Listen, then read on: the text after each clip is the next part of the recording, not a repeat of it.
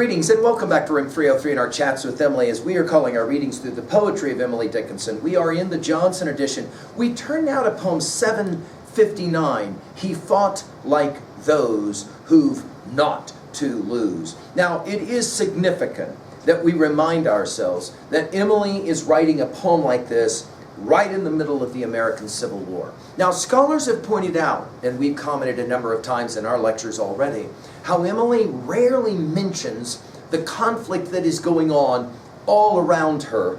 Obviously, people from Amherst are being immediately affected. Of course, we commented already on the loss of one young man, specifically from the Amherst community that Emily knew well.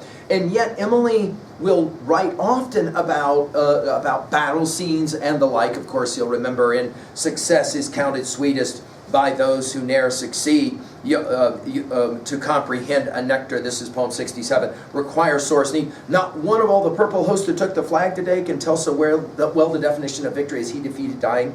The idea that Emily's writing these poems knowing full well that men are fighting and killing each other. This poem will have much to say about that. Of course, the poem can be read as simply the notion of struggle to behave in such a way as if you feel like you have nothing to lose, and in so doing you will be able to survive and the like. You'll remember that we already saw some of this in 409. They dropped like flakes, they dropped like stars, like petals from a rose, when suddenly across the June a wind with fingers goes. They perished in the seamless grass, no eye could find the place, but God can summon every face on his repellus list.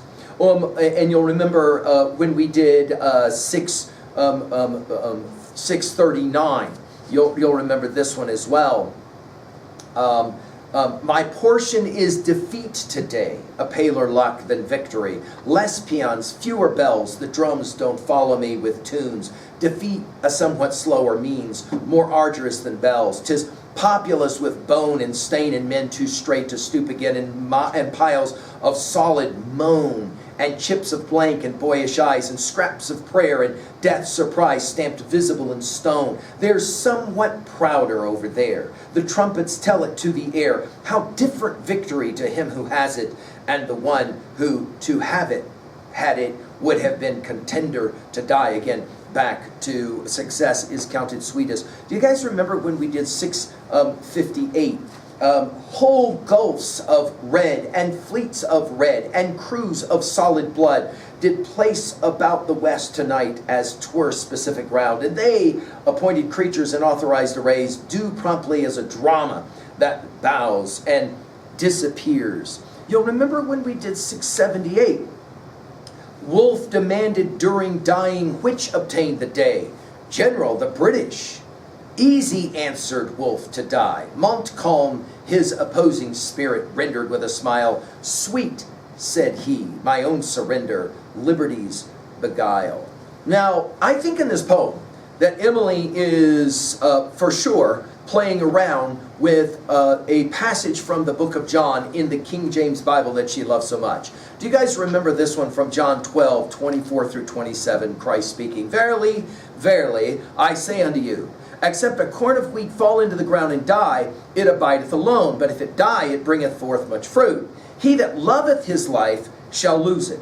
And he that hateth his life in this world shall keep it unto a life eternal. If any man serve me, let him follow me. And where I am, there shall also my servant be. If any man serve me, let him will my Father honor. Now is my soul troubled, and what shall I say? Father, save me from this hour, but for this cause came I unto this hour. This notion of the willingness of giving up one's life. Now, the scholar Herberger has pointed out the following, quote, the Civil War offered Dickinson a stark symbolic theater, a place of ultimate terror and exultation in which mundane life was forgotten, and there was both everything and nothing to lose. War gave her a powerful vehicle with which to parse her own extremity. Now, I think there's a lot to this, and again, our assumption is that you have been following our stuff at LearnStrong.net. Down that left-hand side, Chats with Emily's our playlist. Hopefully you worked through our set of introductory comments as well as the preceding 758 poems. We just finished with 758, These Saw Visions. And therefore you'll remember, I think, our studies of some of the poems that we just worked with. For example, even 426 and 596 as well. Let's look at now this idea of who fought. And her use of the word not, what we'll be reminded of from our study of 655. He fought like those who've not to lose, bestowed himself to balls, as one who for a further life had not a further use, invited death with bold attempt, but death was coy of him, as other men were coy of death. To him, to live was doom. His comrades shifted like the flakes when gusts reverse the snow, but he was left alive because of greediness to die. Now, the he of the poem, of course, is unnamed, and as Emily has often done, she has utilized the idea of, for example, snowflakes, as we saw in the previous poem 409. Said, notice how it is that he fights is what she's interested in. She says he fought like those who've not to lose. Now, Emily's use of not, you'll remember from our study of 655. We saw this word repeated so many times. You'll remember it when we did 376. In 443, you'll remember it was miles and miles of naught. You'll remember it in 458, just infinites of naught.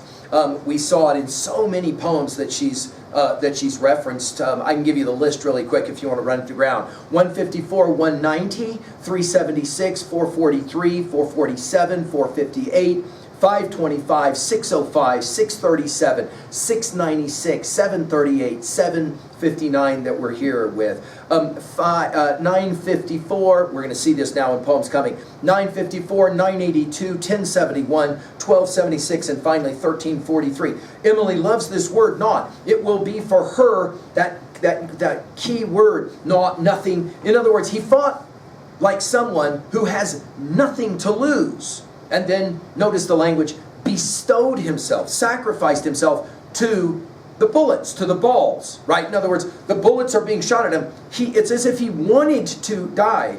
As, notice now, 2 times, the as one, notice capitalized, who for a further life had not a further use. Now, when we get to poem 772 here in a little bit, we'll quote that line that we've quoted regularly of Emily's, all is the price of all. In other words, he's willing to sacrifice everything. He invited death with bold attempt. I think bold here is the key word. But death was coy of him, shy, right? As other men were coy of death, to him to live was doom. And again, this takes us, I think, back to her reading of the John 12:25. He that loveth his life shall lose it. He that hateth his life shall keep it. The idea was, in other words, he fought as if he did not care about dying, and because of that, he was able to survive. His comrades, that takes us back to, of course, poem 350, shifted like the flakes, and again, we saw that already in our reading of the 409, 639, 658 poems. When gusts reversed the snow, but he, was left alive, notice because capitalized, of greediness to die.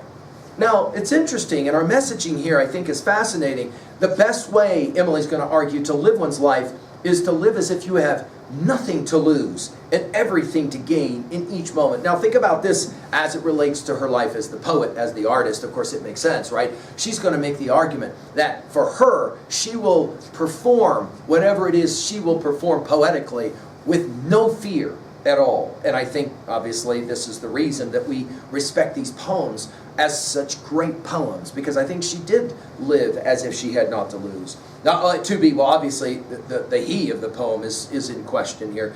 Is she talking about somebody specifically that she knew, that she had heard a story about a young man who, for example, survived a battle because he seemed to want to bestow himself or sacrifice himself, and the bullets just seemed to miss him?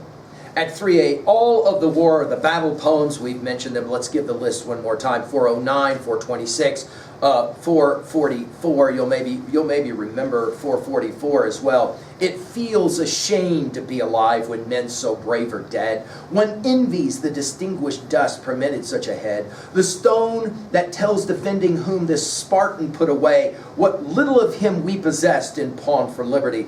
The price is great, sublimely paid. Do we deserve a thing that lives like dollars must be piled before we can obtain? Are we that weight sufficient worth that such enormous pearl as life dissolved be for us in battle's horrid bowl? It may be a renown to live. I think the men who die, those unsustained saviors, present divinity. You'll as well remember 582, 596, 615, 622, 639, 658, 678. All of these, of course, are poems for Emily that have to do with battle or conflict of some kind or another, and survival, obviously. Finally, in 3b, what are your thoughts about this? How hard is it to live as if you have naught to lose? And do you think that's a worthy goal for an artist or even for a student? Thank you.